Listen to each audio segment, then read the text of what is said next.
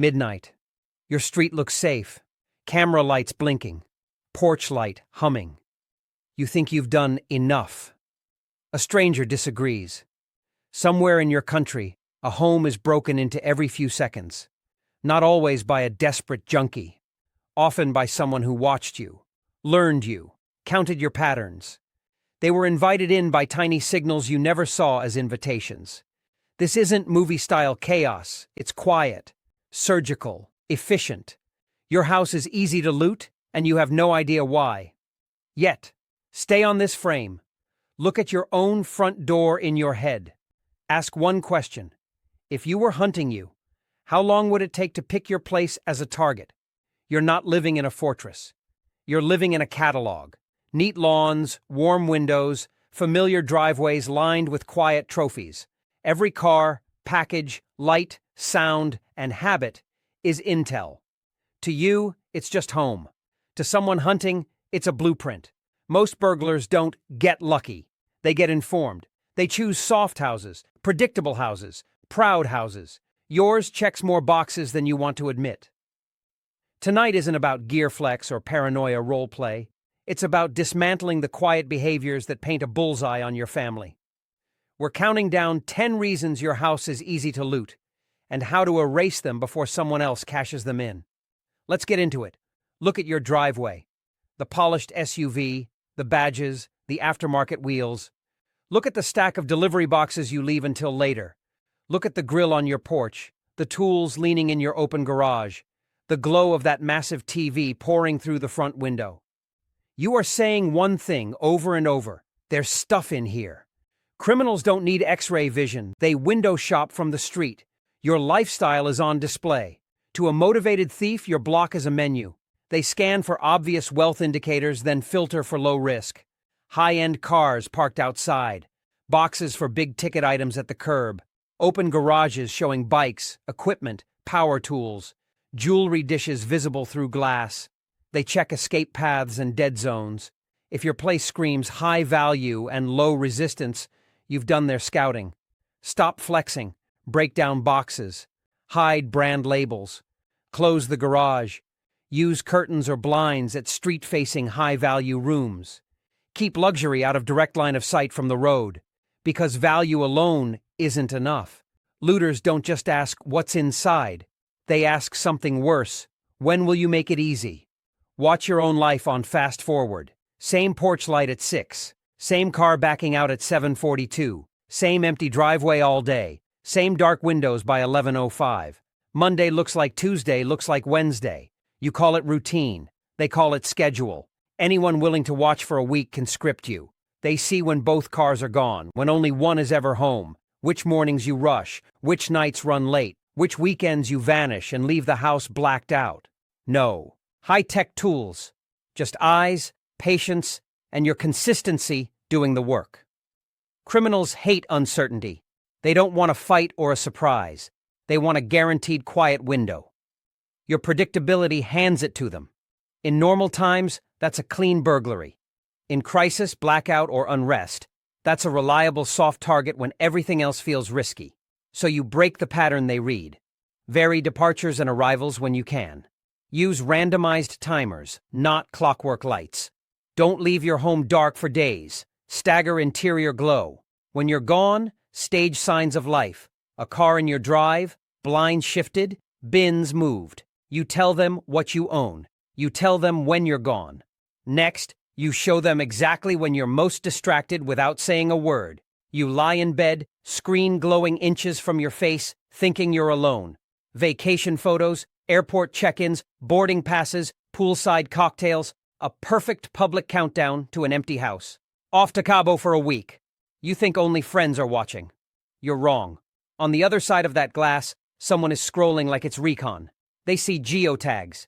Street signs blurred to you, clear to them. House numbers in the background of a family selfie. Flex shots of your new watch, your graphics card, your consoles, all anchored in identifiable rooms.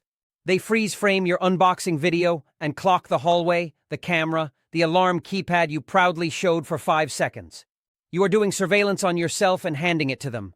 In a normal theft, in a local crew, in civil unrest, That detail collapses their risk.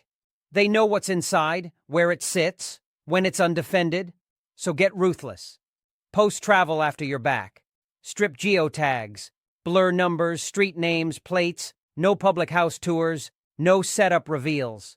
Lock your accounts or accept your broadcasting to predators too. And if you already do all that, good. Because the next weakness isn't online. It's built into your doors and windows. Walk up to your own front door in your mind. Look close. That skinny strike plate held by two tiny screws. The decorative glass right beside the lock. The deadbolt that feels light when you turn it. It looks like a door. It is not a barrier. Most homes don't fall in minutes. They fall in seconds. You trust builder-grade hardware chosen for cost, not strength. A hollow-core back door that folds with one hit. Sliding doors with flimsy latches that pop with a screwdriver or lift off the track. And the classic move. A spare key under the mat, in the fake rock, in the mailbox, above the frame, like criminals can't read the same list. Forced entry is simple. One kick at soft wood, one pry at the frame, one rock through pretty glass, hand in, twist, open. When a looter knows you're out or dead asleep, they're not fighting a fortress. They're brushing aside decor. So fix it at the bone. Reinforce strike plates with long screws into studs. Use solid core or metal doors. Add film to glass near locks. Drop a bar in every sliding track. Kill the hidden key fantasy with a code lock and removable guest codes. When they test your door, it should feel wrong, like work. So they move on to the next house that still thinks locks are decorations. Now imagine they don't even need to smash anything. Imagine your own tech opening the door for them. You open your phone, tap an app, see your porch in grainy blue, and feel that little hit of relief. We're covered. That feeling is the problem. You've stacked cameras, smart locks, Wi-Fi doorbells, cloud storage, yard signs. You believe the logos on your lawn scare people off. But criminals watch how people really use this stuff. They know most cameras point at the wrong things. Too high, too wide, staring at the street instead of the latch. They know many of you mute alerts overnight because you're tired of false alarms. They throw on a hoodie, tilt a cap, and your HD facial recognition turns into one more blurry stranger. They know Wi-Fi dies, power goes out, jammers exist. Some systems fail open, glitches, low batteries, locks that default to convenience. The branded sign in your yard tells them exactly which manual to read, which exploit tutorial to pull up. You've outsourced your instincts to silicon and confused watching a crime on your phone with stopping one. Tech is not your shield. It's a tool. Right now, you're using it like a nightlight. Turn it into resistance. Aim cameras at choke points, doors, gates, the places a hand must go. Kill vanity wide shots. Test your system. Trigger alarms so you know how it behaves. Stop advertising the exact brand. Back the gadgets with hard measures. Strong locks, reinforced frames, motion lights, barriers. Then assume one simple scenario. No signal. No app, no feed. If everything smart went dark for 12 hours, would your home still be a problem worth skipping? The more tools you buy, the safer you feel. Predators aren't scared of your feelings. And there's another flaw they exploit that you never think about because it looks friendly. You look up and think, this is a good street. Fresh paint, clean cars, kids' bikes, people wave, then vanish behind heavy doors. You tell yourself crime happens somewhere else. You say, we all look out for each other, even though you don't know half their names and you've never shared a number. Predators love streets like this. Better loot, softer attitudes, slower suspicion. They blend into your comfort. A safety vest, a clipboard, a package held like a pass. They sit in a car with hazards on. They check meters, inspect roofs, miss an address. No one steps out. No one notes a plate. No one asks, who are you here for? Everyone assumes, it's fine. This is a nice neighborhood. That silence is your weakness. Polite but disconnected is ideal hunting ground. Glass breaks. Probably workers. Gate open. Probably the gardener. Stranger at your door. Probably Amazon. Every benefit of the doubt buys them time inside your walls. You don't fix this with cheesy patrol cosplay. You fix it with quiet awareness. Learn 2 or 3 neighbors. Trade real contacts. Make it normal to flag a circling car. Anyone expecting this? Normalize noticing. Normalize asking. Normalize calling in the weird before it turns into damage. And lock your mouths. Don't brag about safes, guns, cash, or prep. Don't turn your block into a spoken inventory. When you gossip value, you nominate targets, including yourself.